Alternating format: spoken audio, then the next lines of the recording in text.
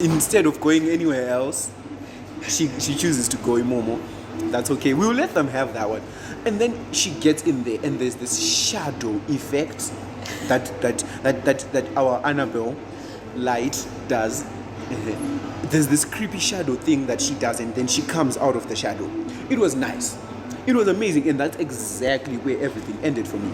Because what they didn't realize, or the things that this movie lacked, were what's nice about a horror movie is not the kill, right? It's not the fact that I've stabbed you. No, it's the stalking. It's like everything building up to the kill. It's everything building up to the kill and around the kill. So you find good even for a movie like Jigsaw or Saw or whatever, because we don't really have so much building up to the kill. We also have to fall in love with how the kill is executed. Now the problem with M3GAN is that because they wanted to keep the age rating down, it actually said it's out there. They actually changed scenes and made them less bloody and gory, so that they could keep the rating down, so that kids, I think it's like rated 13 or something, yes. Yeah.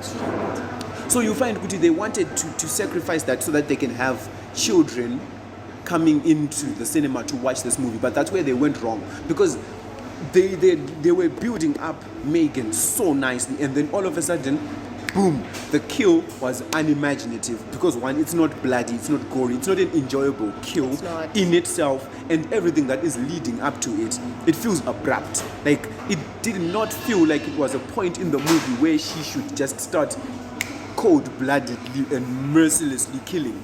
It took away all the foreboding sensation and the fear, the tension, and everything that you were getting with what M3GAN. It took that away by just that abrupt kill.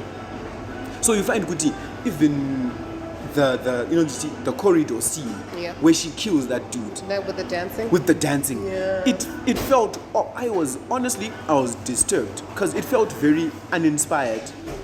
It felt weird, because to me it's like it served no real purpose to the story. It was like a bit weird. I think what they wanted to do was you take something as innocent, like as a TikTok dance, and then you incorporate killing into that, like how, with Annabelle, they let you have the creepy little baby sounds, like the lullabies going in, and then there's the bells and the chimes, right? But something gory is about to happen, and that's why it's unsettling. So I think they also wanted to go for that. But it didn't work. It did not. Because for me, it was just like that guy was standing there watching M3GAN dance. It was so cringe. He didn't think to run away, no? He was standing there, and he's thinking, why is she dancing? What is this? What is this? And then the moment he realizes, I have to run, was when that thing looked like a sword. And I don't understand how that thing is there. Like, how did she just have it? How did she just get a very sword-looking object from somewhere? So, and I'm looking at it, and I'm like, okay.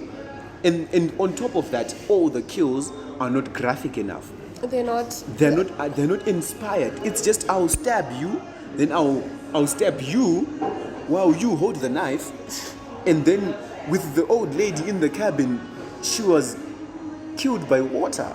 Or I don't know. She got sprayed to death. Like, here's my thing. I don't even mind how the kill happens. Because do you remember that scene in Stranger Things, the one with Will? The one with? The one with Will. Like how Will goes missing, right?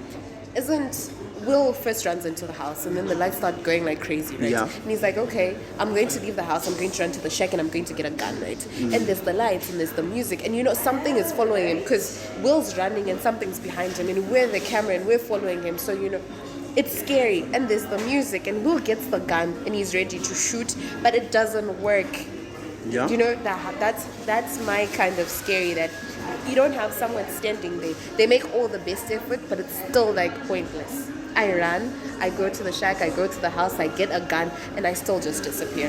But with M3GAN, that's not me. Literally, you can think, okay, you could have just run in the other direction. You could have gone anywhere else.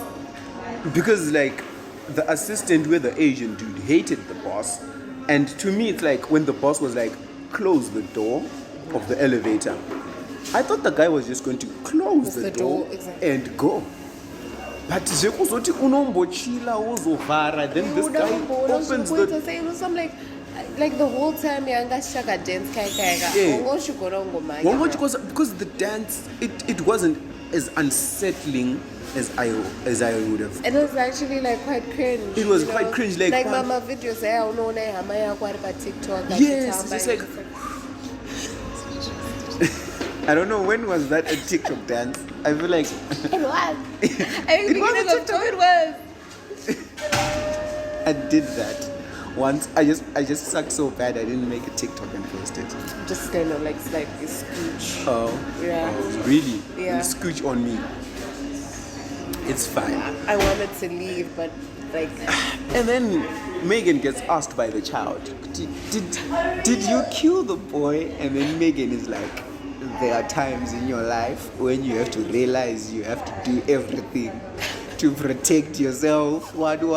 And then she starts singing Titanium. I know. It was so cringe.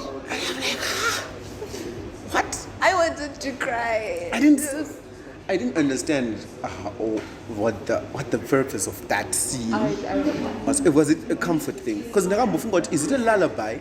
When it's like Titanium, I'm like, oh. And then M3GAN loved to sing. She did. Remember the one scene here in the playroom when all the sponsors are watching, right? I liked the little bit where she's like, tell me something about your mom. Tell It me was a funny memory. emotional. And she stores it and she like plays it back. But then she starts to sing, and they lost me. She's like, okay. What did the parents used to sing that song? I didn't think so. It was. So and I was like, okay. So, Bo, I'll stand here and let you do your funky moves until you kill me. And you don't exactly know what to do. Yes, my workers in the my donuts. I hope we get free donuts. We're not gonna get free donuts. We actually have to pay for the donuts. Okay. They're really good donuts. It's worth the money. So we have to buy them also, because they're worth the money. Yes, that's how that works. Atudi kusofanana na ningiwe mnika usingabhadhari wapita ma-services and stuff. Oh, really? You went there? I went there. That's fine. And then at the end of the movie, I liked the exchange between I forget the name. I don't know. The lady, Anga Kuchengeta Katie, where she has this exchange with her. She has this exchange with M3GAN, like in the living room, when Paninga tell Katie that there's nothing going on in the otherwise I'll rip your head off, what. Yeah. Their fight, it was simple and compact, and I loved that. It was like, because M3GAN panutaurwa my specifications, like titanium, what, like what are these people making Astro Boy? So I'm just there, I'm like, oh, Astro Boy is going to kill these people with those titanium fingers and stuff. Right. So I'm like, okay. So when they were fighting, it was nice because like there was a conversational dynamic. Katie, like, no, Katie, don't come in here. And then at the same time, M3GAN is just like, no, Katie, yeah, I'm everywhere. I don't want you to see me like this. And I'm just like, you don't want her to see you strangling this woman. So that fight, that struggle there was okay. And then the part where M3GAN then starts chasing her, she did zombie wonder thing. The zombie wonder, the way you're just like. So she did that, and that robotic effect to it, and it was cool. It was like. But as for being scary, it was not. Like in my fear, had already been destroyed by like my fear and enjoyment of how things are taking place had already been destroyed by the abrupt shifts in her character development. Like it's just like boom, she started murdering, and the kills are not even enjoyable. That satisfying, yeah. Right. So, but it was a cool addition to it. Right. It's like Penguin, but Batman, Pantango from Penguin. It was like, wow, okay, that's cool. But then some dumb stuff that then happens, like. But like after you've got to the end of the movie, that's when you start realizing, oh, that's why they did this. Because one, when she runs into the garage, she then pushes down Chirobot Shaka Katsira. M3GAN is standing 2 meters away. M3GAN is standing 2 meters away. and then you drop the robot there, it achieves no real purpose. Absolutely. And not then what- she ran forward. She dropped a bookcase onto the ground, and Megan is still standing 3 meters away. Then what does Megan do? She walks around all this stuff. And then when the movie goes towards the end, that's when you realize, good, no, the reason why she dropped the robot is so that Katie could come in and get the robot to stand up so that it looks cool when the robot emerges. And I'm like, okay, what's the bookcase for? And then Katie uses the robot, put Avarure Megan, right? And then rips Megan in half, then throws the other half away because say a bookcase. And I'm like, there could have been more imaginative ways to put these things, yes, to put these things where they are. Megan could have thrown this woman into the bookcase falls, or at least she could have dropped the bookcase onto me. Could you just drop these two random things? And then you expect Katie to get it, like it's rehearsed, and you're like, okay, so this is how this is gonna work. I'm gonna drop the robot, and I'm gonna drop the bookcase, and then you're gonna do this. You're gonna put the robot up. And then I'm just like, okay, so a 78% audience score, it kind of felt gratuitous, but at the same time, I felt like it's totally fair to some extent, because the build up of the movie before that abrupt shift for me, the build up was good. No, it was like you really have to give it to the marketing teams, because I think they even had about like 13 girls that just attended functions during the Megan dance and they didn't say anything. Nah, that was great on their part. It was great. It's like the ad, yeah, Ant-Man, yeah. They're just like Ant-Man. And I'm just like, or like the guys would smile and then just put people like quickly staring at you and they're just like smiling. But smile it. I don't want to talk about smile. You don't want to talk about. I don't want to talk about sorry. I'm sorry. It's okay. It's okay. Anyway, so that was Megan, and overall it's an okay watch. It's just not. It just didn't hit the spot the way they'd hoped. Like the way It they would. marketed it, I think it's different from what they then give us. Because you got this thing where they're telling you, oh, it's this menacing killer doll. But then what you kind of get is just this creepy, funny thing that's on a killing spree. And I feel like if they market it like that, you do get your target audience. Because I feel like if you watch Megan with your friends and you're there for the cringe and you want laughs, you're going to have a good time. But if you tell your friends, guys, this is a horror movie, we're having a horror night, and then you play Megan. Yeah, it feels like, and it's like paying them the invitation. They wasted Miss Sunday there. Beautiful Miss Sunday. No, but then I feel like, yet again, I think the target audience is important in how you're marketing the movie. Who were they targeting? Because most people I know were watching that movie for the British guy. Yeah, but then you have to go like, it's a gothic romance. Like, just remember Crimson Peak. There was less romance in that movie there was so little romance in that movie. Did we watch the same movie? Where was the romance?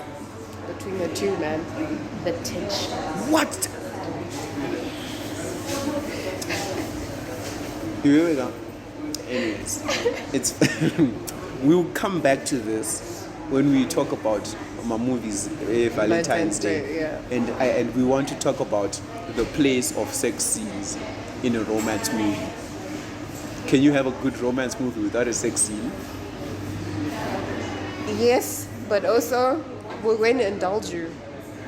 All right, we'll talk about that. So, from me, Sage and Grace, here at 7 Rings Donut Shop, and it's really nice. It is. It's located by Serigwe Spa. You have to know the direction. Serigwe Spa.